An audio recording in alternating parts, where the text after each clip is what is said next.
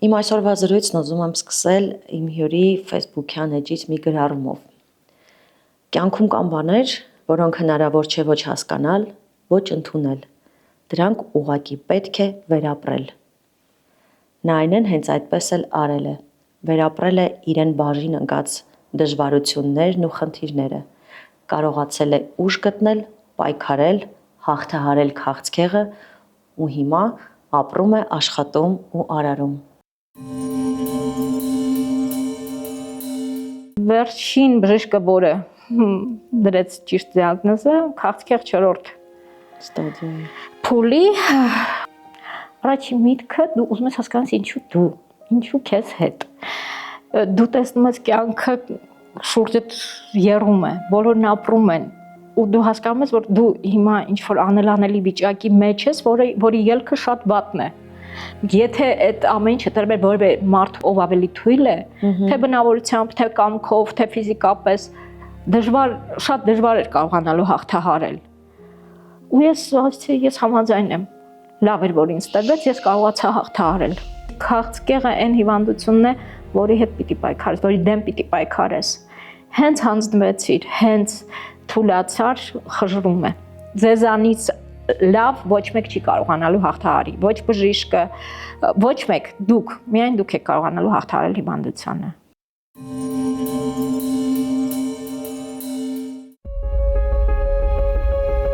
Մեր գործընկերն է Կինեա Գինին։ Կինեան նուրբ է ու զգայուն, ինչպես կին էակը։ Այն ունի ոչ միայն հրաշալի համ, այլև հոգի։ Համտեսիր Կինեան, զգա գինու հոգի։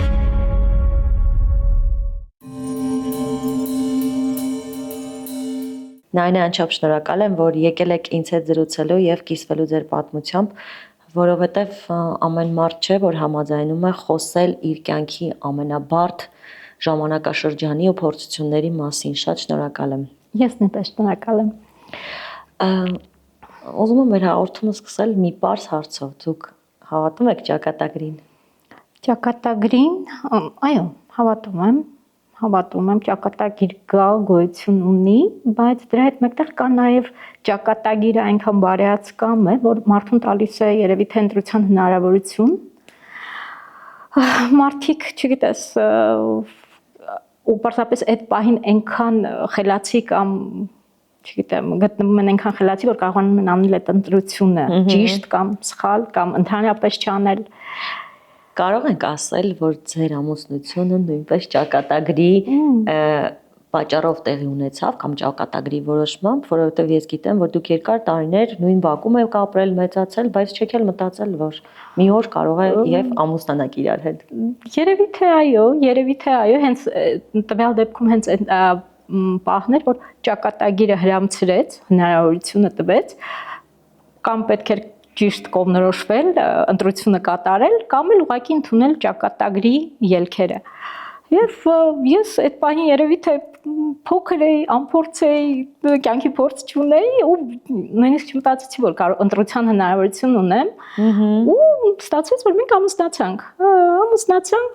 ու փառք Աստծո, շնորհակալ եմ հենց ճակատագրին։ Քանի տարի է միասին։ Արդեն 34 տարի է մենք միասին ապրում ենք, ամուսնացած ենք։ Անցել եք շատ փորձությունների միջով։ Շատ դժվարություններ, լավ ու վատ փորձություններ, եղել է, ամեն ինչ էլ եղել է։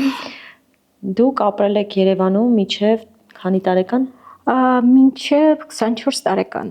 ապրել։ Հետո տեղափոխվեցինք Ռուսաստան։ Արդեն Հայաստանում դժվար տնտեսական պայմաններ էին ստեղծվել, դրա հետ պայմանավորված տեղափոխվեցինք Ռուսաստան։ Եվ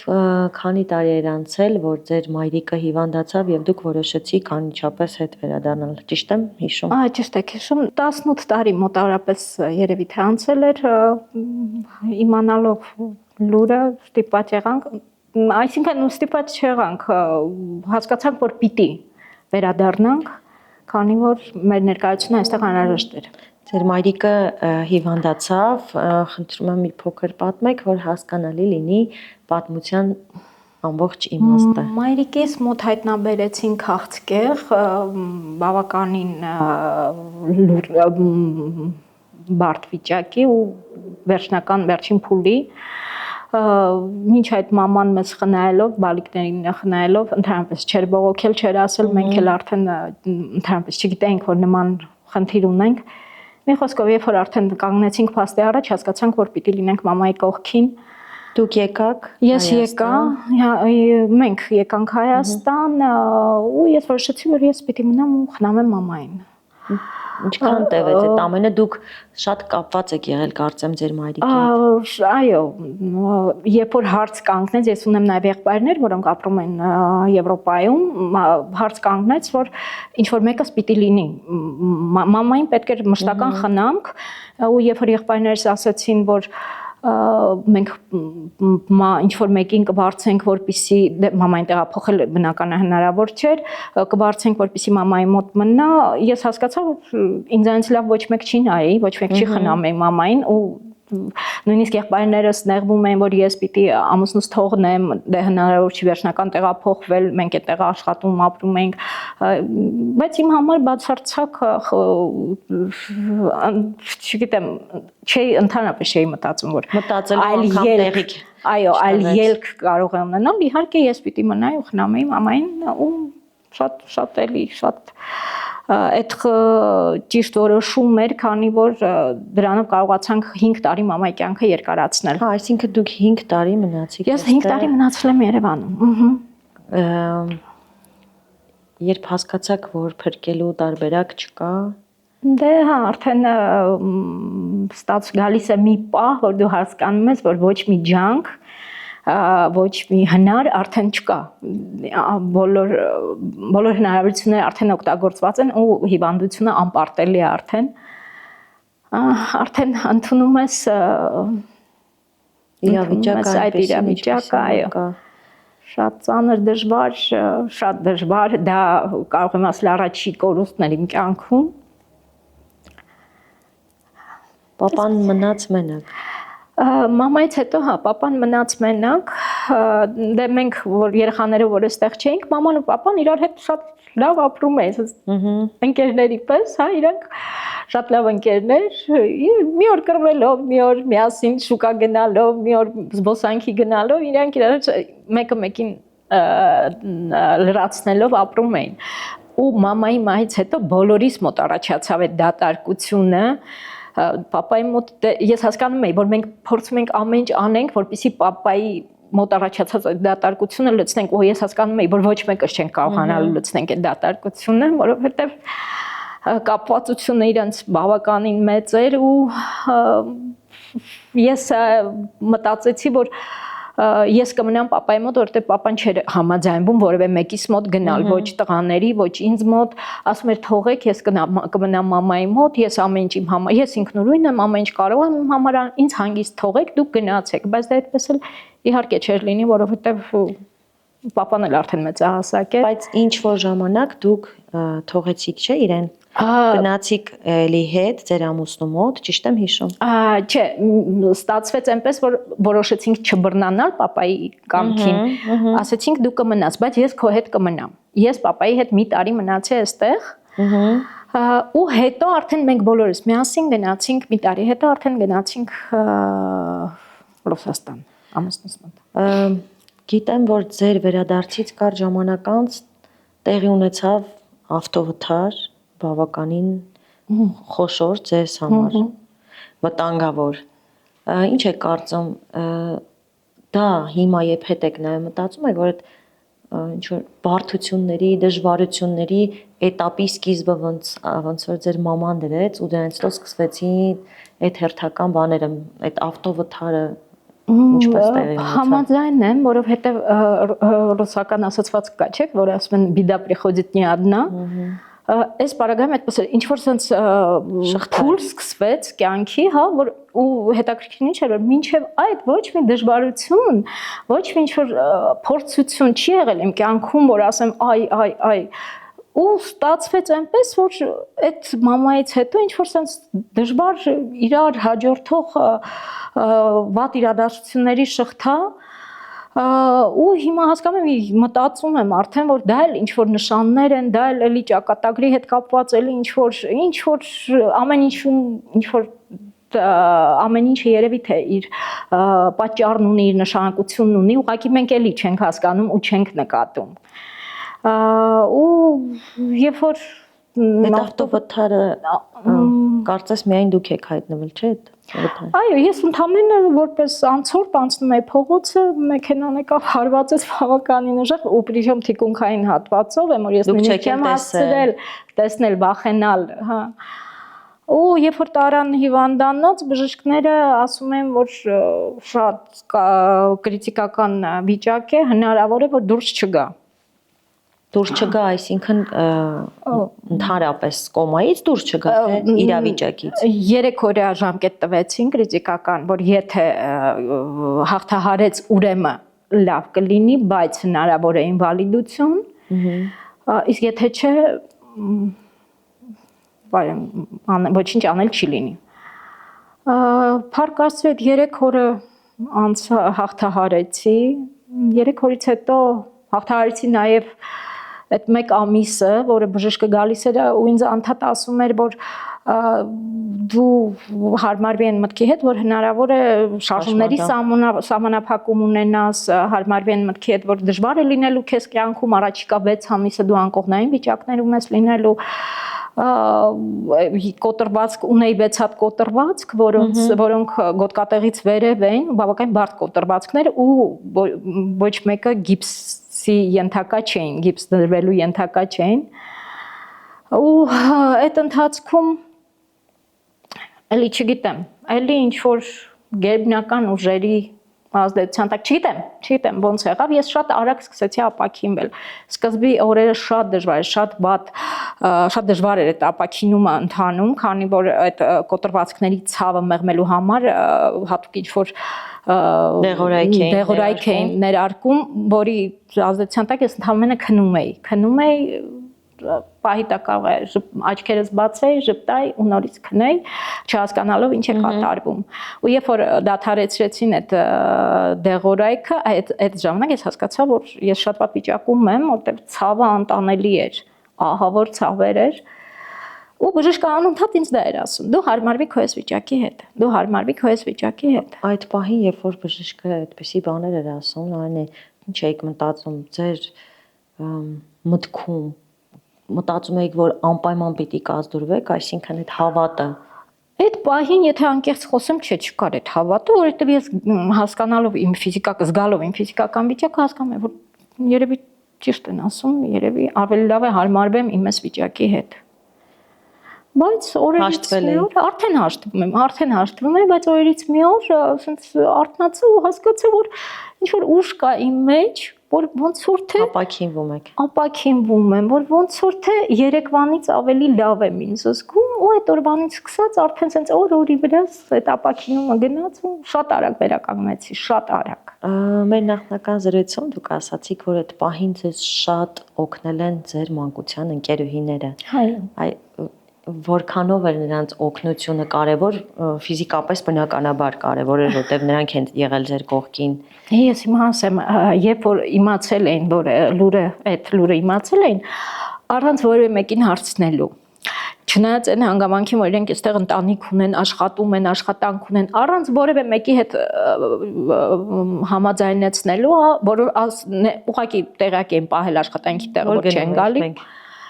Ու հայտնեցին իմ կողքին այնտեղ, նույնիսկ ամուսինս չգիտեր, ասել էին, որ թռնում են գալիս ենք, բայց ամուսինս ասել էր պետք չի, կարիք չկա, երեխեքը մի եկեք, խնամողներ էլ կան, իսկ չէին էլ քննարկել, պարզապես որոշել էին ու եկել էին ու հավատացեք, իրենք շատ գործ արեցին հենց իմ ապաքինման հարցում։ Այսինքն տեսակի ձեզ համար էլ էր անակնկալ, երբ որ իրանք եկան։ Իհարկե, հա, այդ առաջ օրերը չեմ նկատել, որ իրանք եղել են, հետո երբ որ արդեն այնտեղ էին, ու այդ որ ստիպում էին, որպեսզի ես հաց ուտեմ, ստիպում էին, որպեսզի ես քայլեմ, ես սկսում էի լացել, նեղվել այդ իմ անօգնական վիճակից, ջղային անում էին վրա, ստիպում էին, որ վեր կենամ, փորձեմ քայլել, ինչ որ, չգիտեմ, շատ ամեն ինչ արեցին, իրենց գործը շատ մեծ էր իմ ապաքինման հարցում, ու հենց երբ որ սկսում էի այդպես նեղվել, ասում էին, «Էլ մի սկսի նվնվալ, էլ մի սկսի»։ Այսինքն ուժ էին տալիս։ Այո։ այդ մարդկանց ուժը ինչքան կարևոր է կրկին կյանքին վերադառնալու երևի նաև ապակինվելու համար։ Այո, շատ։ Ես հասկանում եմ ու դրա համար երբ որ իմ կողքին լինում է որևէ հիվանդ մարդ, ես ամեն կերպ աշխատում եմ, անկախ նրանից ով է մոտիկ է, հարազատ է, բարեկամ է, աշխատում եմ գնալ իր կողքին լինել, որովհետև հասկանում եմ որ դա շատ կարևոր է։ Անցել եք դրան։ Անցել եմ, գիտեմ։ Բայց պարզվեց որ սա դեռ ամենը չէ։ Այո, պարզվեց որ սա դեռ ամենը չէ։ Հիմա մենք ժպիտով ենք այդ մասին խոսում, բայց քանի ամիս անց երևի 6 ամիս անց Երբ որ արդեն լրիվ կազդուրվել էի։ Ես արդեն այո լրիվ մտածում էի ամեն ինչ լավ է։ Այո, ու հետաքրքիրն ինչ է, այդ նոր տարու նախորդն էր, մենք շատ ուրախ դիմավորեցինք նոր տարին, բոլոր հյուրերը գալիս էին, ինձ ասում էին, որ ոյ, ինչ լավ է որ ապակինվել ես, հեռու մնա, անցած լինի այս դժվարությունները։ Ու դրանից երևի 2 շաբաթ հետո ինձ մոտ սկսվեց այդ անհասկանալի ինչ-որ վիճակ, ֆիզիկական թուլություն, ես չէի հասկանում ինչ է իմ հետ կատարվում, օր-օրի սենց մաշվում էի։ Փորձում էի ինչ-որ բժիշկների դիմել, բայց ինչ-որ անհետ դիագնոզներ էին դնում, ինչ-որ անհետ բուժում էին անում, որը ոչ մի լավ բանի չէր բերում, ընդհակառակը։ Գնալով ես շատ վատանում էի ու վերջին բժիշկը, որը դրեց ճիշտ դիագնոզը, քաղցկեղ 4-րդ ստադիայի փուլի ու անհապաղ որևէ միջամտություն, որովհետև ուղղակի ես չէի դիմանա, եթե նորից փորձեինք ինչ-որ ժամանակ ձգենք ու երբ որ ընտրություն այստեղ էլ հարցը կանգնեց, թե որտեղ պիտի սկսեմ բուժումը, որտեղ պիտի շարունակենք, միանշանակ ընտրեցինք Հայաստանը, կամ Եվրոպա պիտի լիներ, կամ Ռուսաստան, որոշեցինք Հայաստանը, վստահելով մեր բժիշկներին ու ես էլի շատ շնորհակալ եմ մեր բժիշկներին, շնորհակալ եմ ճիշտ ընտրության համար, ժամանակին ճիշտ կողմնորոշվելու։ Նայնե, ուզում եմ ուղղակի պատկերացնել այդ պահը, երբ որ մարդուն դատավճռի նման ասում եմ, որ քո մոտ քաղցկեղի 4-րդ փուլն է։ Չեմ ուզում պատկերացնել նույնիսկ, բայց ինչ եղավ այդ պահին, էլի ուզում եմ այս հարցը տալ, առաջին միտքը դեպի դրական էր, թե դեպի բացասական։ Չէ, իհարկե դեպի բացասական։ Առաջին միտքը դու ուզում ես հասկանալ ինչու քեզ հետ։ Դու տեսնում ես կյանքը շուրջդ եռում է, բոլորն ապրում են ու դու հասկանում ես, որ դու հիմա ինչ որ անելանելի վիճակի մեջ ես, որի ելքը շատ վատն է։ Դու չես պատկերացնում այդ պահին, որ դու բուժվելու ես, դու չես պատկերացնում, որ ամեն ինչ շատ լավ է լինելու, դու չես պատկերացնում, որ դու այնքան ուժեղ ես լինելու,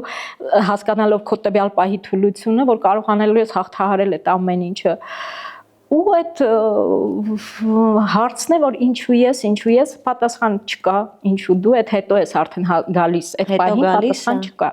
Հետո գալիս է ու ես նույնիսկ ընթացքում ես հասկացա, որ ինչու ես ու շատ ընդունեցի ու այդ ինձ շատ դուր եկավ այդ իմ ձևակերպումը, որ հասկանալով դժվարության չափը ես համաձայնեցի, որ ես լինեի, քանի որ եթե այդ ամեն ինչը տրվել որևէ մարդու ով ավելի թույլ է, թե բնավորությամբ, թե կամքով, թե ֆիզիկապես, շատ դժվար էր կարողանալու հաղթահարել։ Ու ես համաձայն եմ, լավ էր որ ինձ տրվեց, ես կարողացա հաղթահարել։ Դեռ կկարողանամ հաղթահարել, դեռ չէի հաղթահարել, բայց հասկանում այդ ժամանակ արդեն առաջին этаպը չէր, այսինքն առաջի պահին միայն վատ էմոցիաներ են։ Հա, միայն վատ, միայն դու մտածում ես, որ վայ, քո կյանքը շատ կարճ է, դու բնականաբար մահանալու ես, հնարավոր չի լավ ելք ունենա այս ամեն ինչը, ու մտածում ես արդեն սկսեմ հարմարվել այս վիճակի հետ ու միակ բանն է, որ ինձ այդ պահին պահում էր, սենց ես մտածում, տեսնում էի մերոնց ծանր հոգեվիճակը։ Պապան էլ էր այդ ժամանակ, չէ՞ ձեր։ Կպատմեմ հիմա պապա, այդ մասին դեռ չգիտեի։ Տեսնում էի մերոնց ծանր հոգեվիճակը ու ասում էի, ու իրոք մեղքս գալիս էին խղճում էի, ասում էի Աստված ջան, ինձ մի քիչ առողջություն տուր, որ իրանք այս վիճակում չլինեն։ Առաջին իրենց մասին։ Իրենց մասին, հա, որովհետև չգիտեմ, իմ մոտ այդպես է եղել, չեմ մտածել, որ բայ ես հետո եկավ պահ, որ ես ասում եի, բայ Աստղաջան ինձ առողջացրու, այ այս բանի համար, բայց այդ պահին ուղղակի տեսնում եի ինձ անօգնական վիճակ ու ասում եի, մեղք են այս մարդիկ, եմր դու հասկանում ես, որ ամեն ինչ անում են, որ դու քեզ ինչ որ ձևով լավ զգաս, բայց հələ որ չկա այդ լավի միտքը, հələ որ դու բավական հուսադրող չեմ ոչ մի տվյալ ու Ինձ միշտ հետաքրքրում է բժիշկները ինչ որ մի էտապից որոշեցին հիվանդին անձամբ ասել ցանկացած վերջաբան, այսինքն ինչ դիագնոզ են տալիս։ Ես միշտ մտածում եմ, արդյոք ճիշտ է, երբ որ հիվանդին պարզ ասում ես, որ այ քո մոտ քաղցկեղ է եւ այս աստիճանի եւ դու պիտի պայքարես կամ պիտի պատրաստվես որպես այդ ամենի մեջով անցած մարդ։ Կարծում եմ, որ ճիշտ է։ Հա, կարծում եմ ճիշտ է, որովհետև մարդ դժվարությունները ինչի միջով անցնում ես քաղցկեղի ժամանակ շատ են։ Ու երբ որ մարդը ունի ինչ որ մի պատճառ, որի համար ինքը պիտի ապրի, ինքը սկսում է արդեն շատ լրջությամբ վերաբերվել հիվանդությանը, ինքը սկսում է արդեն այդ մարտական տրամադրվածությամբ մոտենալ հիվանդությանը, քանի որ ինքը պիտի ապրի իր երեխայի համար, քանի որ ինքը պիտի ապրի իր աշխատանքի համար, քանի որ ինքը պիտի ապրի, չգիտեմ, իր ծնողի համար, կապ չունի, ինչ որ մի պատճառ։ Իսկ երբ որ քեզ չեն ասում, դու հիվանդ ես, կանցնի, հեսա հիվանդը արդեն, գիտեք, այդ պայքարել, կարծում եմ, պայքարելու տրամադրությունը չի ընդունում։ Իսկ քաղցկեղը այն հիվանդությունն է, որի հետ պիտի պայքարես, որի դեմ պիտի պայքարես։ Հենց հանձնվեցիր, հենց թուլացար, խժռում է։ Դրա համար ես շատ հաճախ, շատ հանդիպում եմ հիվանդների հետ եւ միշտ բոլորին ասում եմ, որ հիշեք, սա ընդհանրապես ժամանակավոր դժվարություն է, որը կարելի է հաղթահարել։ Հենց դուք հանձնվեցիք, արդեն ելք այլ է լինելու։ Ուղղակի հիշեք, որ դուք պիտի պայքարեք, դուք ձեզանից լավ ոչ մեկ չի կարողանալու հաղթահարի, ոչ բժիշկը, ոչ մեկ, դուք, միայն դուք եք կարողանալու հաղթահարել հիվանդությանը։ Նայն է, այ հիմա որ դուք ասում եք, ես մտածում եմ դրա մասին ու իսկապես ուզում եմ հասկանալ, խորապես համոզված եք, որ ներքին տրամադրվածությունը եւ այդ հաղթելու ցանկությունը իսկապես կարող է սարեր շուռ տալ։ Այո, վստահ եմ, հիմա արդեն վստահ եմ, ցանկությունը, հավատքը, չգիտեմ, այդ ամենի շատ ավելի զորեղ ուժեր են, քան թե մնացած ամեն ինչը։ Ինչպես հայրիկը ընդունեց ձեր որոշումը Հայաստան վերադառնալ եւ այստեղ շարունակել բուժումը։ Չէ՞ որ նա ձեր հետ էր այդ ժամանակ։ Մեզ հետ էր ու հա այդ պահին գիտեք ինքը իր անճարությունից որ sense գալիս էր, տեսնում էր իմ վիճակը ու անդադ ասում էր, բալես ինչ անեմ ախր ես քեզ համար, դու ինձ ասա ես ինչ անեմ, որ դու լավանաս։ Ես ասում եի դե պապ կլավանամ, մի տեսակ հələ էլի այդ պահին դու չես պատկերացնում, որ չգիտեմ, շատ վատ վիճակում ես, դեռ հələ չէր դիագնոզը դեռ հələ չէր պարզ չէր, բայց իմ ֆիզիկական վիճակն էր բոլորին վախեցնում, ու ես ասում եի պապ կլավանամ, ու երբ որ որոշվեց արդեն, որ բոլորս միասին արդեն պիտի թռնենք Երևան, որպեսզի բուժումը շարունակենք։ Մարտ ամսին էր։ Մարտի 9-ին մենք պիտի թռնեինք Երևան։ Մարտի 5-ին պապան էլի հերթական անգամ եկավ ննջասենյակ, տեսնելով այդպես թուլացած վիճակս էլի ասեց, բալես ինչ անեմ քո համար։ Ոայ ասեցի պապան պետք չի, հեսա արդեն լավ եմ, հեսա կգնանք Երևան, արդեն լավ կլինեմ, ու ինքը դուրս եկավ սենյակից։ Մի որ ժամանակ հետո վերադարձավ սենց շատ մեծ բուկետ միմոզայով, շատ մեծ է, որ ինքը բարձրահասակ մարդ է, այդ միմոզայի հետևում գրեթե չէր երևում։ Սենց բերեց ծաղիկները ու ասեց,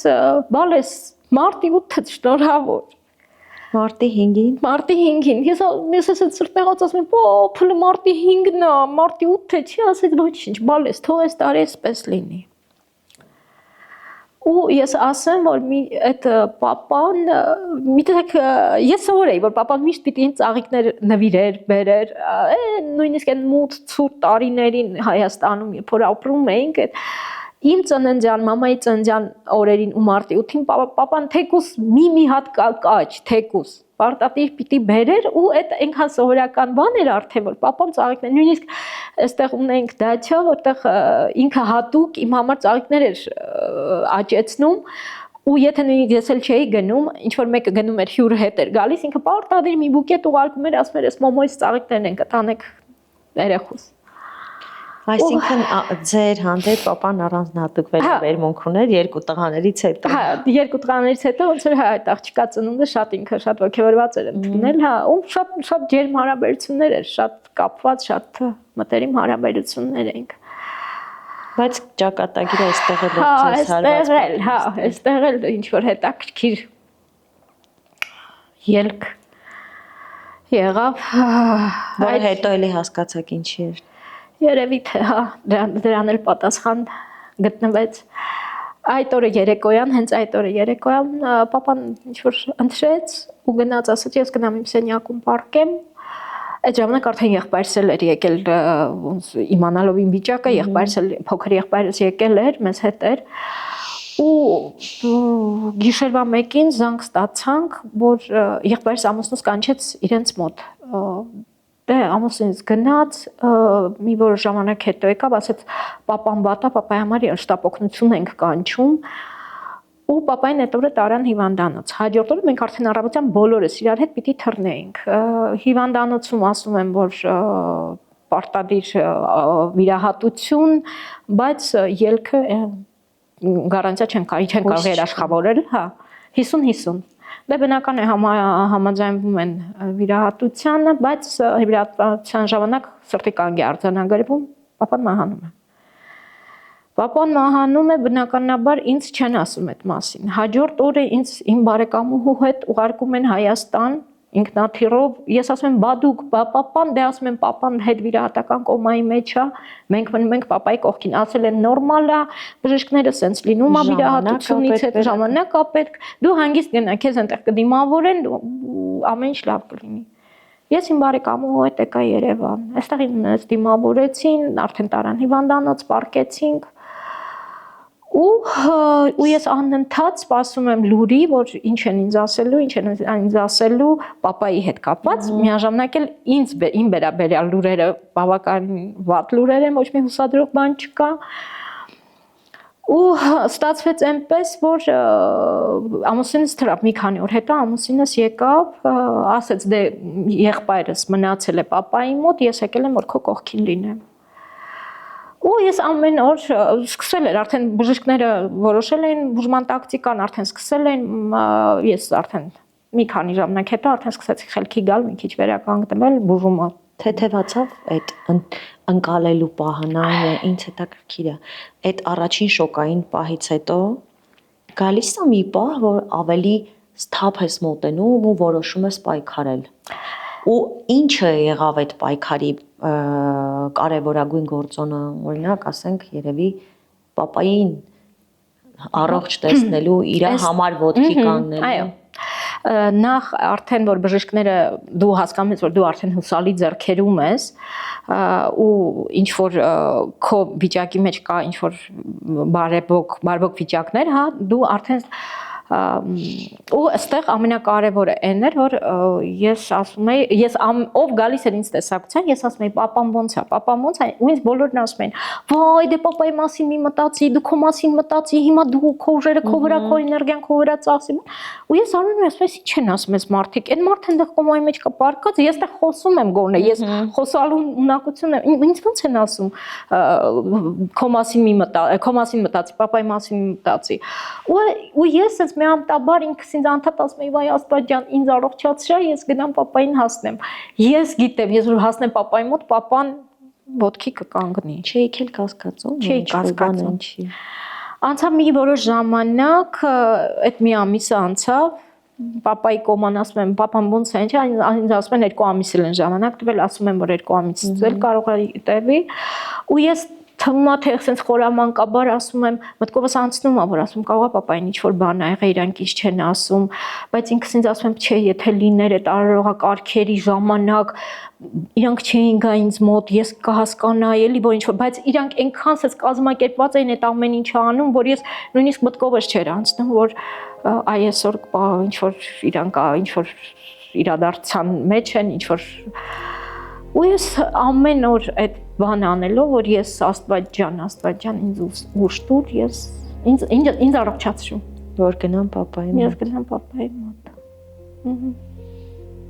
Ինչքան տևեց այդ բուժումը։ Հիվանդանոցային նկատի ունեմ։ Կես տարի։ Կես տարի։ Նայնե բացի այս հոգեբանական այս վիճակները, հիվանդության բարդությունը, 3 բարդ վիրահատություն, եթե չեմ սխալվում, ճիշտ եմ չէ՞ հիշում, քիմիաթերապիաներ, այս ամեն ինչը շատ բարդ է, բայց կա նաև հոգեբանական պահը, երբ դու տեսնում ես, որ մազերը սկսում են թափվել, թարթիչները սկսում են թափվել։ Այդ ոնց որ ապացույց լինի այն քո վիճակի, որը որ կա։ Ոնց կարելի է դրան դիմանալ։ Շատ դժվար, շատ դժվար պահեր են, շատ ստրեսային պահեր են։ Բացի նրանից, որ դու ֆիզիկապես թույլ ես, միաժամանակ էլ այդ գիտակցությունը, որ դու շուտով լինելու ես առանց մազ, շուտով լինելու ես առանց թարթիչ, արդեն դա էլ կոտրում է քեզ։ Ես միշտ ասում եմ, վայ գոնե թարթիչներս չթափվեն, վայ գոնե թարթիչներս չթափվեն, բայց դա անխուսափելի է ու հիվանդության ես հիմա արդեն հետ հայացք գցելով հասկանում եմ, որ ամենաստրեսային պահը հիվանդի համար այդ ժամանակ հիվանդության այդ շրջանում ամենաստրեսային պահը կանանց համար մազաթափությունն է։ Բայց դա էլ իհարկե հաղթահարելի է, դա էլ դրա միջով էլ ենք անցնում ու հետո պարզվում է, որ ամենահեշտ բանը դա էր։ Այդ ընթացքում ինչքան կարևոր է կողքի մարդկանց։ Ես հիմա ասեմ, այո, դա էլ շատ կարևոր է։ Այդ ընթացքում ես ունեի շատ երկար մազեր, բժիշկները անդադ գալիս էին ասում են կտրեք մազերը, որովհետև թափվելու են։ Սկզբից մի քիչ կարճ ես կտրում, հետո մի քիչ կարճ, ավելի ես կարճացնում, բայց գալիս է մի պահ, որ դու հասկանում ես, որ մազերից պետք է ազատվել։ Ու այդ որոշեցինք, որ մարսավիր կբերեն, ես հիվանդանոցում պարկած եմ, պալատում եմ, որոշեցի մարսավիր կբերեն, մազերը կկտրեն։ Եղբայրս ասեց, չէ, ես կանեմ։ Ասեց ինձ կվստահես, ասեցի հա Արմեն ջան, իհարկե։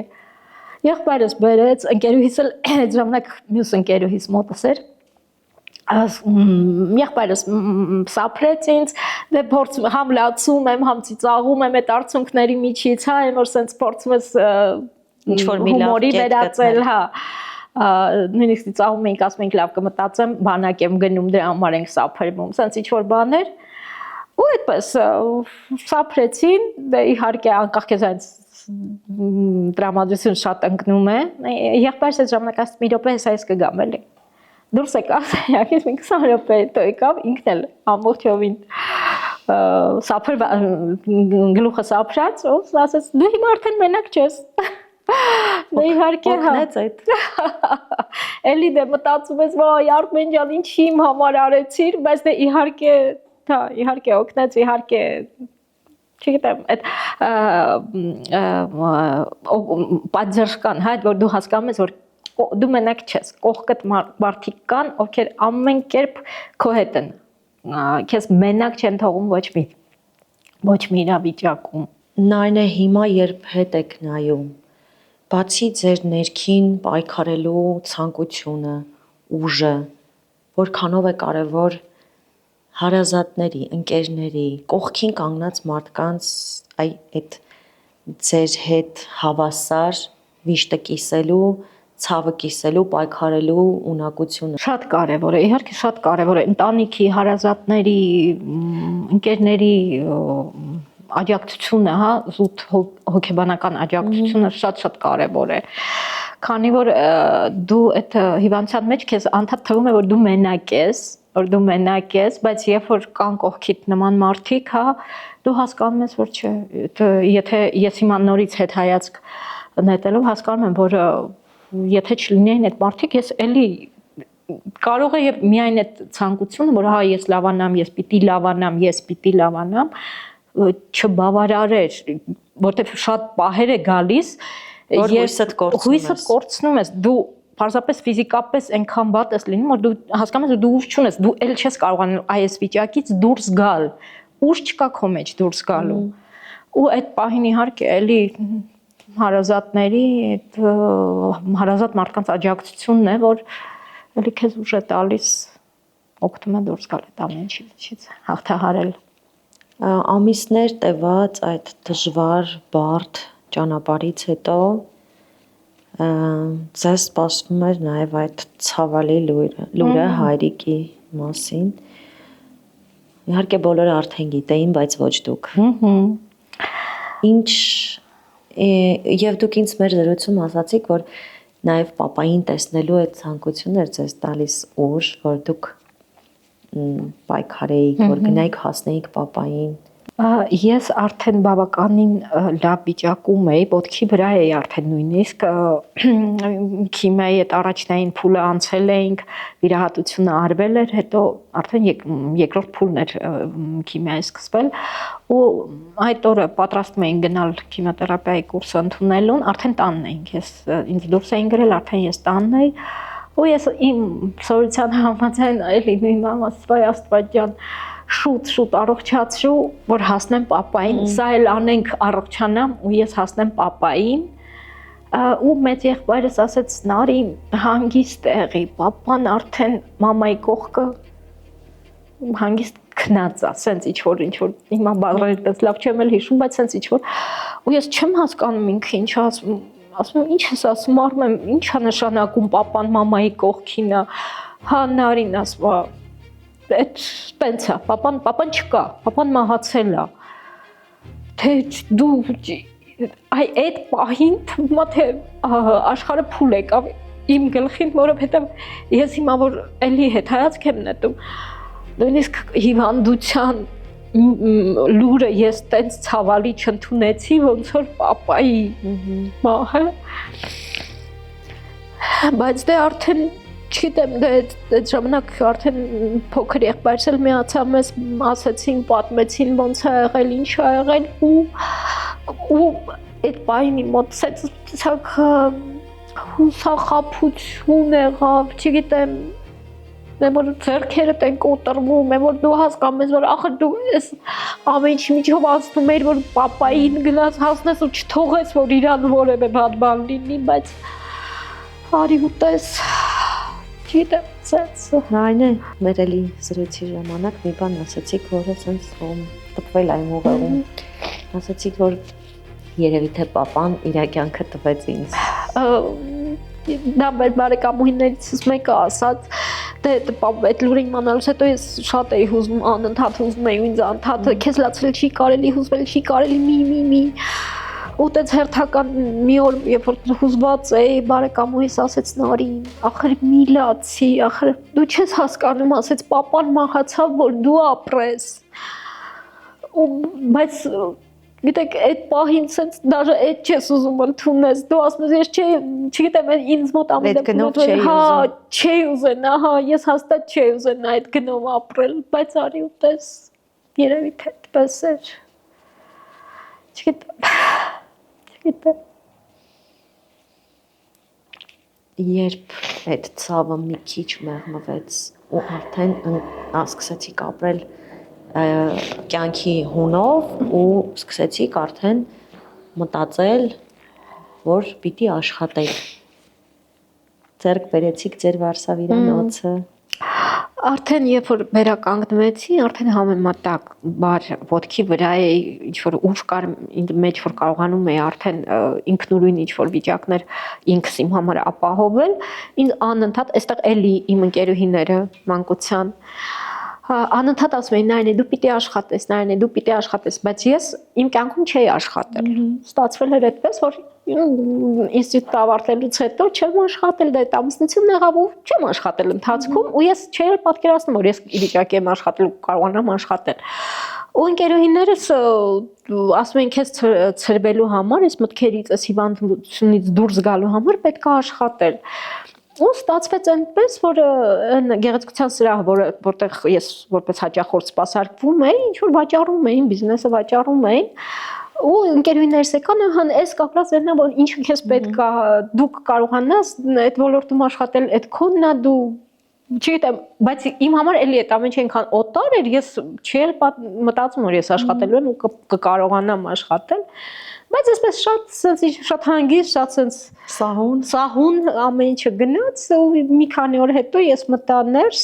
բոլորին արդեն ճանաչում էի։ Բոլորին արդեն ճանաչում էի, հա, ու կոլեկտիվն էլ այդտեղ մի քանի գնորդներ կային, այսպես ասած, որոնք ուզում էին բիզնեսը գնել, հա, բան էին արել, որ ինչ կլինի, թող նարինեն, որովհետև բոլորին ճանաչում են, բոլորի հետ շատ լավ հարաբերությունների մեջ ենք ու մինչև հիմա աշխատում։ Այո։ Ես ուզում եմ նաև ասենք նաև, որ մարդիկ իմանա, որ ձեր գեղեցկության սրահում նաև մտածում եք այն հիվանդ կանանց մասին, ովքեր հիմա անցնում են բուժման այս փուլերը, նրանց տրամադրում եք նաև կեղծամներ, որ այդ դժվարին этаպում նրանք կարողանան լինել մազերով։ Այո, ու շատ ունենք կանայք, որոնք գալիս են քիմիայի փուլում, որոնք գտնում են քիմիայի փուլում, մենք տրամադրում ենք կեղծամները, շատ մեծ տեսականի ունենք, իրենց ցանկությամբ, իրենց նախընտրած գույնով ու կտրվածքով ու սա ինչ որ ձևով օգնություն է կանանց այդ պահին հենց իրենց մի քիչ ավելի լավ զգալու, որպես կին զգալու, չգիտեմ, ամեն կերպ փորձում եմ անել ամեն ինչ, որպեսզի հիվանդին օգնեմ տվյալ իրավիճակում, հա։ Այ սկզբում տվեցի այդ հարցը, հիմա ուզում եմ պատասխանը լսել, դուք ասացիք, որ մտածել եք այդ մասին, թե ինչու ձեզ հետ այս ամենը տեղի ունեցավ, այսքան sense դժվարին փուլերը անցաք ու այսօր հիմա ոնց եք հետ նայում այդ ամեն ինչին, այդ ինչ փոխեց ձեր կյանքում։ Ես ասեմ, գիտեք, մենք ապրում ենք, հա, կյանքը ընկալելով, որպես այդպեսին կա ինքը, մենք ոչ մի բանով պարտական չենք, ոչ մեկին, մենք ունենք կյանք ու դա նորմալ է։ Ու այս ամեն ինչից հետո դու հասկանում ես, որ կյանքը քեզ տրվում է նվեր, որը պիտի դու փայփայես, խնամես, քո մարմինը տրվում է քեզ ի պահ, դու այն պիտի խնայես, խնամես ու նորից պահպանես, որ ոչ մի բան հենց այնպես չի արվում։ Ու այս դժվարությունների միջով անցնելուց հետո ես սկսեցի մի այլ ձևով ընկալել կյանքը, գնահատել կյանքը, նկատել կյանքի ամեն մի մանրունք, որ էլի մինչ այդ ընդունվել է որպես սովորական երևույթ, ոչ մի ուշադրություն դու չես դարձրել։ Ու հիմա այդ ամեն ինչը շատ կարևորելով, հասկանալով, ես մտածում եմ, որ այս ամեն ինչը տրվեց ինձ, այդ ամեն ինչը հասկանալու համար, որ կա կյանք, որին պետք է վերաբերվել որպես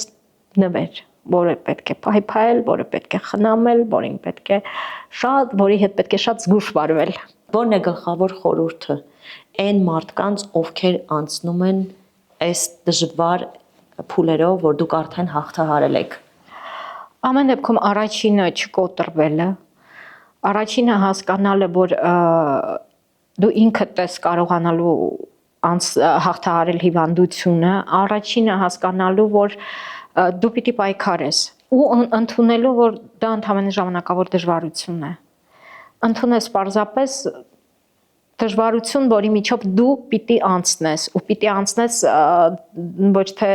թևաթափ, այլ ձեռքերդ անընդհատ վեր պահելով,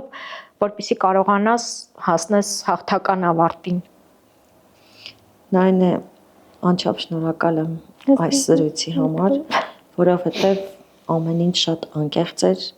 եւ հուսով եմ կօգնի այն մարդկանց, ովքեր գտնվում են դժվար իրավիճակում։ Շնորհակալ եմ։ Ես եմ շնորհակալ։